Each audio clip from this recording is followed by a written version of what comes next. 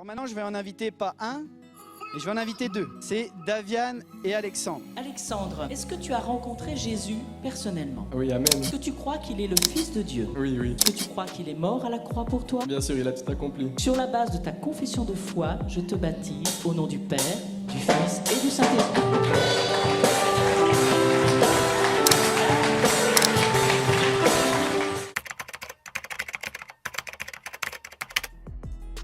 Salut à tous la famille, c'est Alexandre, j'espère que vous allez tous bien. Ça fait un petit moment qu'on s'est pas retrouvé sur YouTube, mais depuis je suis devenu un homme marié et j'ai commencé une alternance, donc le planning est un peu plus chargé que d'habitude. Aujourd'hui les amis, je suis super content de vous retrouver pour parler du baptême d'eau que j'ai vécu il y a plusieurs semaines maintenant. Je vous l'avez teasé dans la dernière vidéo, je suis parti en vacances et je suis plus revenu. Je vous rassure, je suis maintenant de retour. Peut-être que pour certains vous avez jamais vraiment entendu parler du baptême, qu'est-ce que vraiment ça veut dire?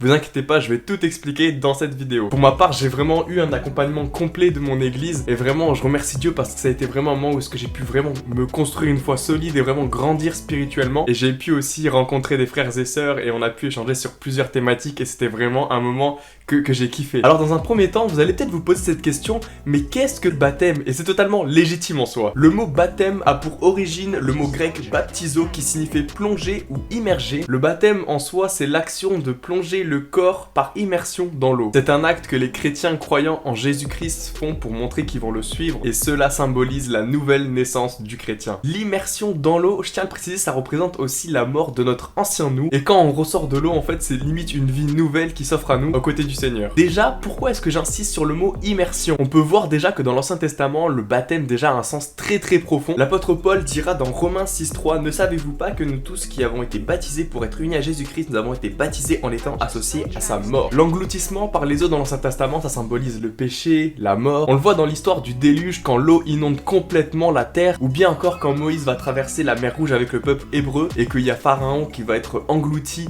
dans les eaux avec son armée égyptienne. Donc retenez bien ce point qui est important, l'immersion dans l'eau symbolise notre propre mort. Le Seigneur en quelque sorte il oublie ton passé et il se focalise maintenant sur ton présent et sur ton futur. Le baptême c'est aussi un moment où tu vas profiter pour témoigner publiquement de ta foi et de montrer aussi que nous avons décidé d'être un disciple de Jésus-Christ. Ça se fait maintenant généralement dans des églises ou bien encore même dans des lacs, et tu peux inviter tous tes amis non chrétiens aussi, c'est aussi là le moment pour leur expliquer pourquoi est-ce que tu as décidé de choisir Jésus. Pour faire simple les amis, le baptême c'est de témoigner extérieurement du changement qu'il y a eu en nous intérieurement. Elle est belle ça, la retenez-la bien.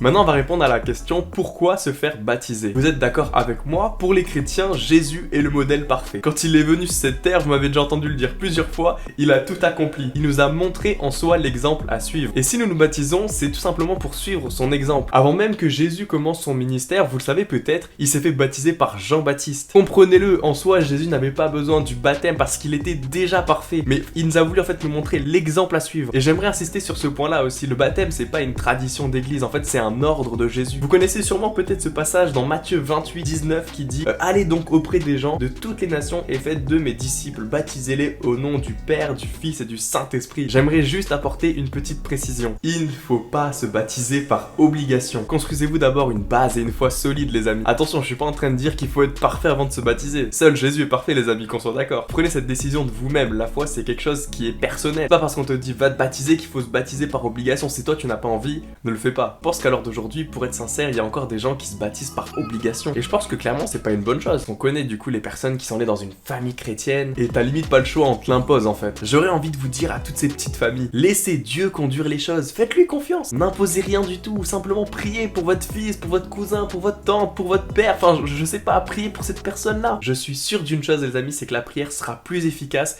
que des personnes qui veulent faire les choses par soi-même. Ce n'est pas par notre propre force que nous allons toucher les gens, c'est grâce à l'aide du Saint-Esprit. Et j'aimerais aussi rajouter cette petite précision, il y a beaucoup de précisions alors faites attention.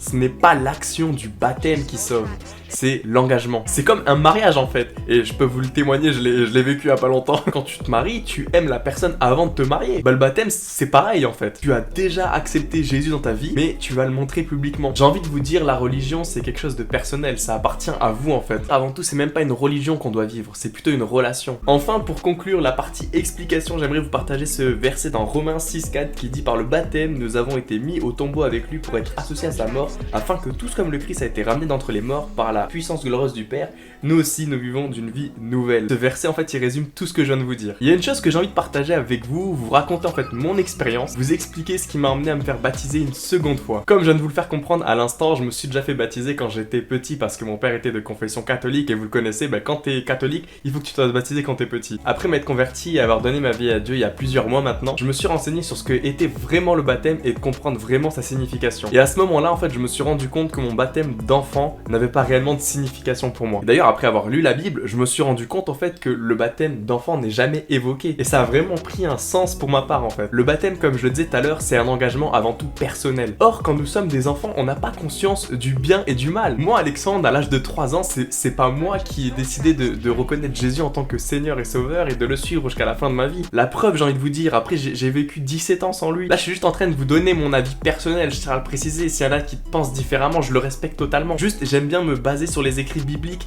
et dans la Bible il n'est jamais évoqué du baptême des enfants. Quand je suis venu à Christ récemment, on s'est installé avec ma femme dans une église et on a rencontré le pasteur que vous avez déjà vu dans une de mes vidéos. Et lui, je lui ai expliqué ma situation et il m'a encouragé en fait à repasser par les eaux du baptême pour qu'il y ait cette fois-ci un engagement personnel. On a donc eu une formation avec plusieurs personnes de l'église sur plusieurs mois en fait pour se former, pour revoir plein de bases qui sont fondamentales et comprendre la signification du baptême. Dieu nous a prouvé par des actes qu'il nous aimait en envoyant son fils unique sur cette terre. Alors si tu te sens prêt, à toi aussi de poser un acte pour montrer que tu l'aimes. Le baptême est un moment de joie, témoigner devant toute l'église et de raconter sa rencontre avec Jésus-Christ. Je vais pas vous expliquer une seconde fois mon témoignage parce que maintenant vous le connaissez, il est disponible sur ma chaîne YouTube si vous voulez aller le voir et si vous le connaissez pas. J'espère que cette vidéo en tout cas vous aura permis de comprendre qu'est-ce qu'est la signification du baptême. Si vous avez des questions, n'hésitez pas à me les poser en commentaire ou à me DM sur mon Instagram, je suis là, je répondrai. N'hésitez pas à mettre un petit pouce bleu et à vous abonner à ma chaîne YouTube. C'était Alexandre et à la prochaine. Bye bye.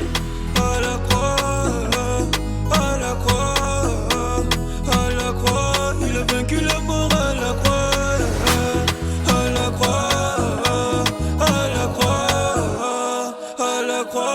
a vaincu la mort à la croix.